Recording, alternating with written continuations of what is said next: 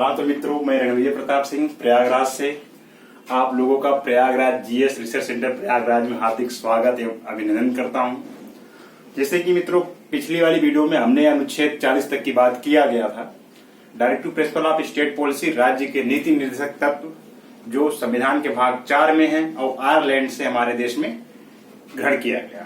तो हम लोग राज्य के नीति निर्देशक तत्व में बात कर रहे थे, जो कि अनुच्छेद 36 से 51 के मध्य है और अनुच्छेद 40 तक हम लोगों ने बात कर लिया था। अब हम लोग अनुच्छेद 40 को ही पुनः चालू करते हुए अनुच्छेद 41, 42 क्रम से चलते हैं। तो आओ मित्रों देखते हैं। जैसे कि आप लोगों को मालूम होगा, Prayagraj GS research centre Prayagraj, ये प्रयागराज में ही है।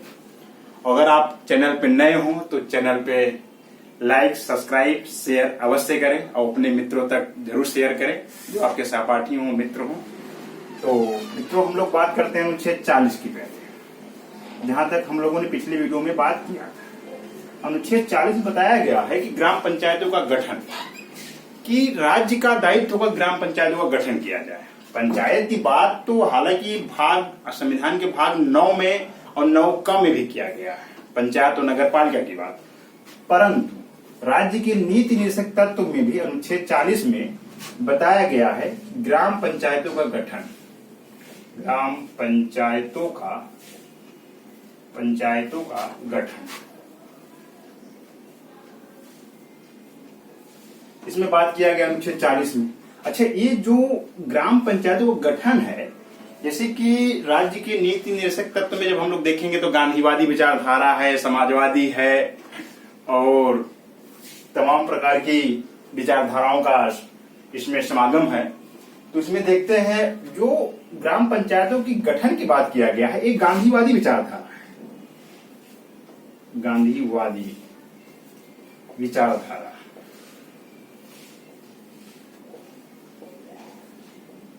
गांधीवादी विचारधारा है।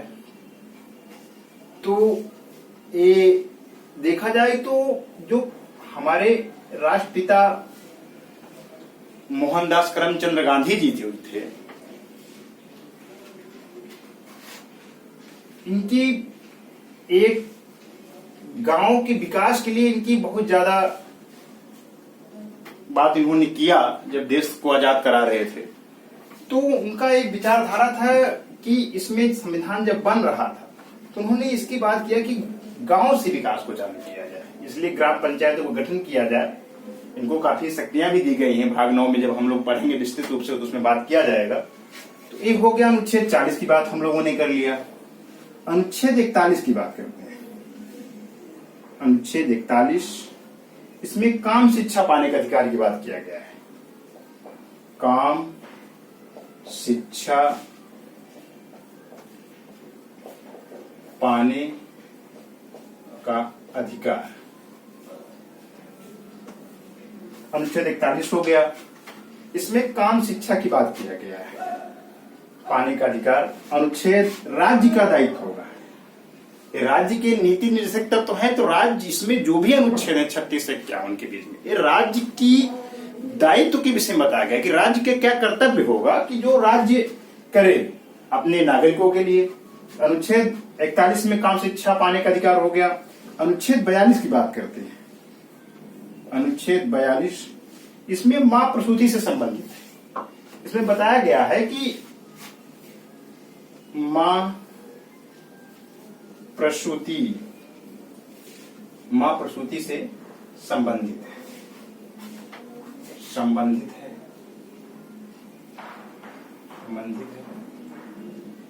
इसमें बताया गया है कि जो महिलाएं गर्भवती वगैरह होती हैं तो उनको राज्य का दायित्व है कि जो उनको उचित व्यवस्थाएं दे, जैसे कि स्वास्थ्य समुदाय केंद्र आप देखे होंगे, सीएससी इसको कहते हैं, वहां पर इनके लिए तमाम प्रकार की योजनाओं की बात किया जाता है। तो ये राज्य का दायित्व है। अनुच्छेद 43 की बात कर लेते हैं। अनुच्छेद 43 में कर्मकार मजदूरी से संबंधित है, जो कि इसमें बताया गया है कि एक जो कर्मकार होगा, कर्मकार मजदूरी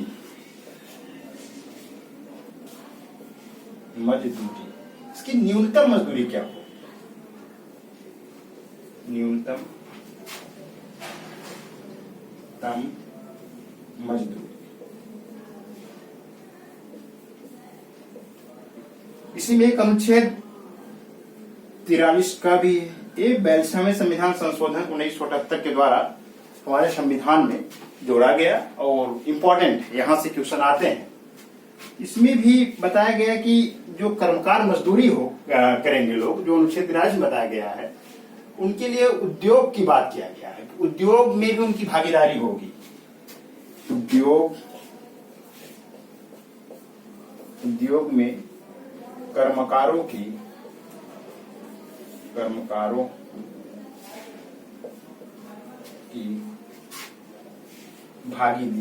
भागीदारी, जो उसका जो प्रॉफिट आएगा उसमें कर्मकारों का भी हिस्सा होना चाहिए उद्योग में। ये 43 का की बात किया गया। जब ये आया कब, सबसे इंपॉर्टेंट है 42वें संविधान संशोधन 1976 के द्वारा इसको जोड़ा गया हमारे संविधान में। तो ये सबसे इंपॉर्टेंट है, इसको जान लेना। 1976 में 42वें संविधान संशोधन 1976 में उद्योगों में कर्मकारों की प्रबंध में भागीदारी, उनकी मतलब जो लाभ होगा उसमें उनकी हिस्सेदारी की बात किया गया। अनुच्छेद 44 के विषय में हम लोग देख लेते हैं कि अनुच्छेद 44 आखिर क्या है। अनुच्छेद 44 में सिविल संहिता की बात किया गया। अनुच्छेद 44 जो है समान नागरिक संहिता की बात किया गया है। अनुच्छेद 44 समान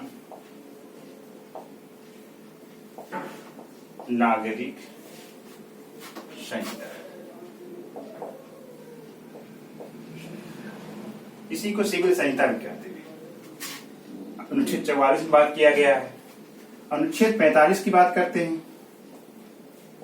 अनुच्छेद 45 में जो है 6 वर्ष से कम, 6 वर्ष से कम आय के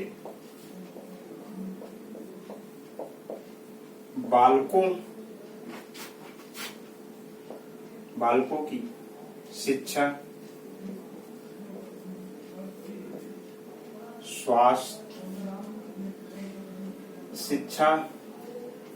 शिक्षा से संबंधित है कि जो शिक्षा, स्वास्थ्य, सब चीजों को इसमें बताया गया है। और इसमें 6 वर्ष से कम की बात किया गया है, इसको प्रस्थापित किया गया। और ये जो हम लोग गांव में देखते हैं, ग्रामीण परिवेश में, शहर में भी इस चीज का बात किया गया है। जो गांव में आंगनबाड़ी केंद्र की बात किया गया है, आंगनबाड़ी जो केंद्र हैं वे इसी के तहत राज्य का दायित्व है कि जो राज्य सरकार उसको दे रहा है। उसमें 6 वर्ष से कम आयु के बालकों की एक प्रोसीजर होता है, उसके तहत उनका डिविजन होता है, उनको खाने की, पीने की वस्तुओं को सरकार उपलब्ध कराती है। तो ये 6 वर्ष से कम आयु के बालकों की शिक्षा की बात किया गया है, स्वास्थ्य की बात किया गया, उनकी देखरेख की बात किया गया है। ये अनुच्छेद 45 कहता है। अनुच्छेद 46 की बात कर लेते हैं। अनुच्छेद 46 में SC, ST, दुर्बल, कमजोर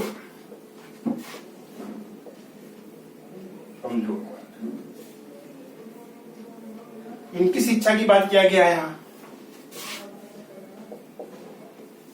शिक्षा पाने का अधिकार, यहां अनुच्छेद 46 में जो बात किया गया, ST, SC, दुर्बल, कमजोर वर्ग शिक्षा पाने का अधिकार, शिक्षा को इनको ग्रहण करने में तो राज्य का दायित्व होगा कि राज्य जो निचले तबके के लोग हैं, SC हैं, ST हैं, दुर्बल हैं, कमजोर हैं, अशिक्षित हैं, उनको शिक्षा का प्रावधान करे। 46 कहता है। अनुच्छेद 47 की बात करते हैं। अनुच्छेद 47 में पोषाहार स्तर जीवन ऊंचा करना, इसमें बात किया गया है कि राज्य का दायित्व होगा, राज्य का दायित्व होगा कि पोषाहार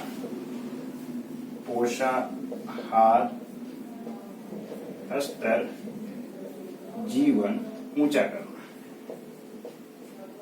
मतलब खाने पीने की वस्तुओं की बात किया गया है कि राज्य में जो भी पोषाहार की बात किया गया है, जैसे कि आंगनबाड़ी में ही पोषाहार वगैरह दिया जाता है और पोषाहार स्तर जीवन ऊंचा करने की बात किया गया है। राज्य का दायित्व होगा कि इसमें जो खाने पीने की चीज, इसमें विटामिन की मात्रा होनी चाहिए, प्रोटीन की मात्रा होनी चाहिए, कार्बोहाइड्रेट की मात्रा होनी चाहिए, जिससे कि नागरिक स्वस्थ रहे, उनको किसी भी रोग का शिकार न होना पड़े। ये राज्य का दायित्व है और राज्य सरकार करती भी।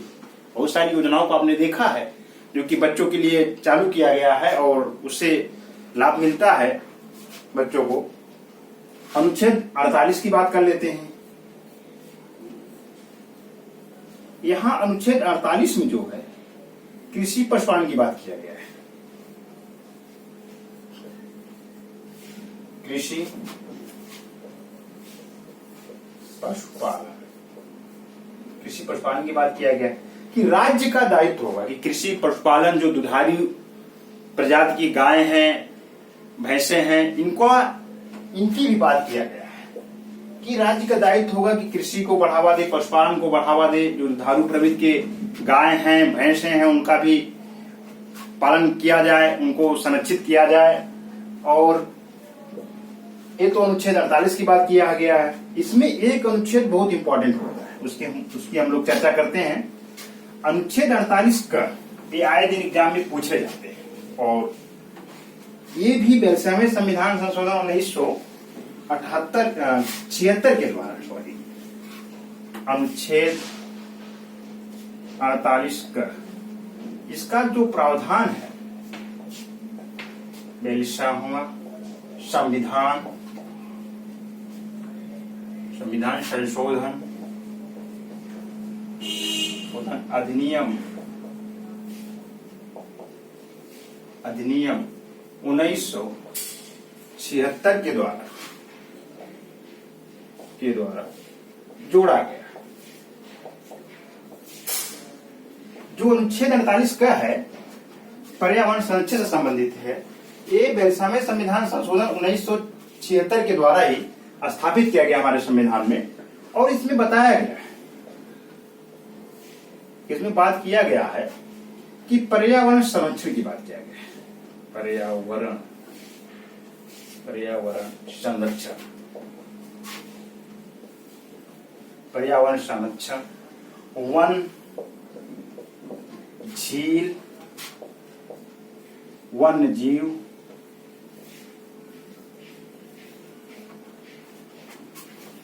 इनकी संरक्षण की बात किया गया। पर्यावरण संरक्षण वन, झील और वन्य जीव से संबंधित है, इनकी बात किया गया। अनुच्छेद 49 की बात कर लेते हैं। अनुच्छेद 49 में बताया गया है राष्ट्रीय स्मारक, राष्ट्रीय स्मारक की सुरक्षा, रख रखाव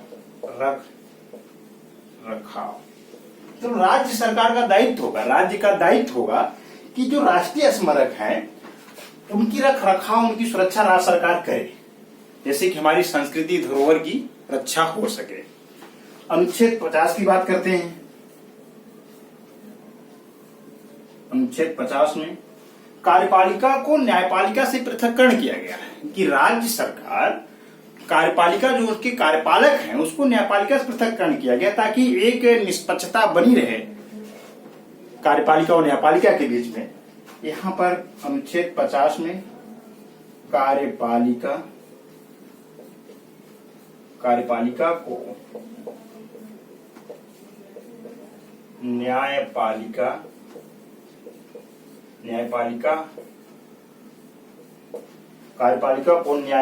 से पृथक्करण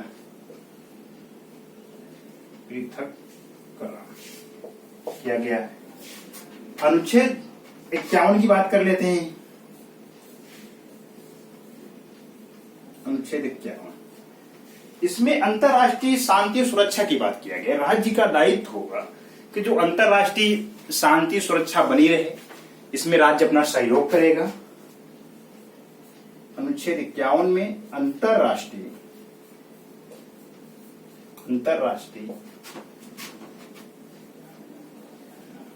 सुरक्षा की बात की गई।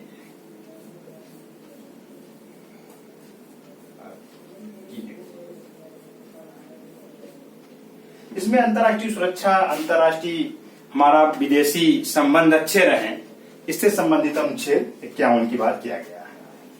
अब अनुच्छेद 51 के बाद में एक बहुत इंपॉर्टेंट भाग आता है हमारे संविधान में, जिसे हम लोग मूल कर्तव्य कहते हैं। अब मूल कर्तव्य का जन्म देखा जाए तो स्वर्ण सिंह समिति द्वारा किया गया। स्वर्ण सिंह समिति के सिफारिश पे ही हमारे संविधान में मूल कर्तव्य रखे गए। जब स्वर्ण सिंह समिति की सिफारिश थी उस समय हमारे यहाँ मूल कर्तव्यों की संख्या केवल 10 थी। बाद में 66वें संविधान संशोधन 2002 के द्वारा एक मूल कर्तव्य और जोड़ा गया, जो कि 11 हो गए हमारे यहाँ। अब भाग 4 क की बात करते हैं। भाग 4 क कहते हैं मूल कर्तव्य।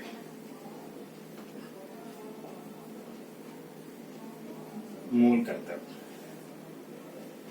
मूल कर्तव्य की बात किया गया है। अब ये इस मूल कर्तव्य के विषय में समझना चाहिए पहले कि इसमें है क्या, कर्तव्य क्या है हमारे। जैसे हमारे अधिकार के साथ साथ हमें कर्तव्य भी संविधान ने दिया है। जैसे हम लोग मूल अधिकार जब पढ़े थे, अनुच्छेद 12 से लेके 35 तक की बात जब उसमें हुई थी, तो उसमें वो तुम्हारे अधिकार है, ये हमारे मूल कर्तव्य है कि हमारे कर्तव्य क्या है। अधिकार के साथ साथ कर्तव्य भी जरूरी है हर नागरिक के लिए। आपको अधिकार तो दिया है संविधान, पर आपका जो कर्तव्य है उसकी बात किया गया है। तो इसकी बात किया जाए तो भाग 4 का में स्वर्ण सिंह समिति, स्वर्ण सिंह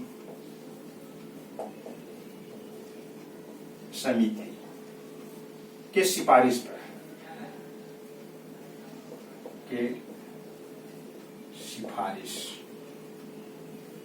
पर 10 मूल कर्तव्य,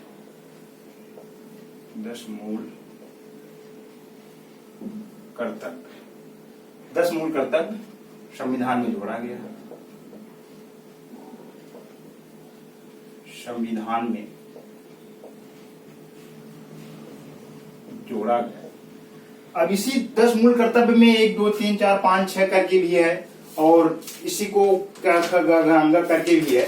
तो इसमें सबसे बड़ी चीज है कि इसमें देखा जाए कि जो 1 2 3 का क्रमांक, उससे थोड़ा सा याद करने में आप लोगों के लिए सरलता रहेगी कि मूल कर्तव्य ये पहला नंबर क्या है, दूसरा नंबर क्या है, तीसरा नंबर क्या है। इसमें बहुत सारी बातों को बताया गया है और हर नागरिक का दायित्व है कि उसको जानना भी चाहिए, क्योंकि उसके कर्तव्य की बात किया गया। जिसको अधिकार मालूम हो उसके लिए कर्तव्य भी जरूरी होना चाहिए। और सबसे इंपॉर्टेंट बात इसमें क्या है कि ये जो स्वर्ण सिंह समिति है, ये 42वें संविधान संशोधन 1976 की ही देन है। 42वां संविधान संशोधन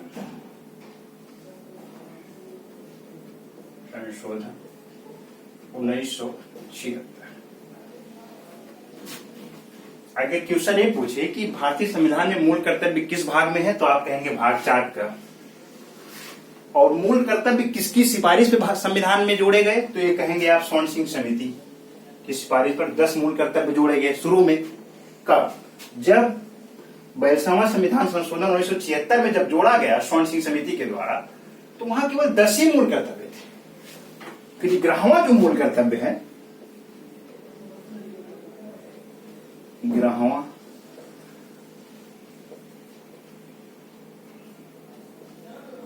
मूल कर्तव्य, ये 66वें संविधान संशोधन 2002 की बात किया गया है।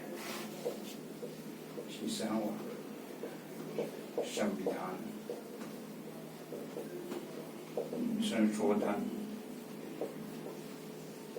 2002। 11वां मूल कर्तव्य 66वें संविधान संशोधन 2002 के द्वारा जोड़ा गया। इसमें बहुत सारे क्वेश्चन है, उसको हम लोगों को ध्यान में रखना है कि मूल कर्तव्य किस भाग में, संविधान के भाग 4 का में किसकी सिफारिश से लिया गया, स्वर्ण सिंह समिति की सिफारिश से। उस समय कितने मूल कर्तव्य थे, तो 10 थे। फिर 42वें संविधान संशोधन से 1976 के द्वारा हमारे संविधान में जोड़ा गया है। फिर 11वां मूल कर्तव्य 6वां संविधान संशोधन 2002 में जोड़ा गया। तो वर्तमान में मूल कर्तव्य कितने हैं? 11वां। इसकी बात कर लिया गया। एक क्वेश्चन लेखपाल में आया है, लेखपाल परीक्षा में आ गया है। स्वर्ण सिंह समिति की बात किया गया, जब शुरू में लेखपाल की वैकेंसी हुई थी 2014-15 में, तो उसमें क्वेश्चन पूछा गया कि मूल कर्तव्य किस किस सिफारिश संविधान में लाए गए। और हम लोगों ने मूल कर्तव्य तक की बात कर लिया। आप चैनल पर नए हो तो चैनल को लाइक, सब्सक्राइब, शेयर अवश्य करें और अपने सहपाठी मित्रों तक जरूर पहुंचाएं। और इस संस्थान को, Prayagraj GS research centre Prayagraj को शिक्षा जगत में बहुत आगे लेके जाना है। और आप लोगों के सहयोग से, आप लोगों के स्नेह से ही चैनल आगे जाएगा और इस कोचिंग संस्थान आगे जाएगा। इसलिए आपसे विनम्र निवेदन है कि चैनल को लाइक, सब्सक्राइब, शेयर अवश्य करें और अपना स्नेह प्यार अवश्य बना के रखें। धन्यवाद।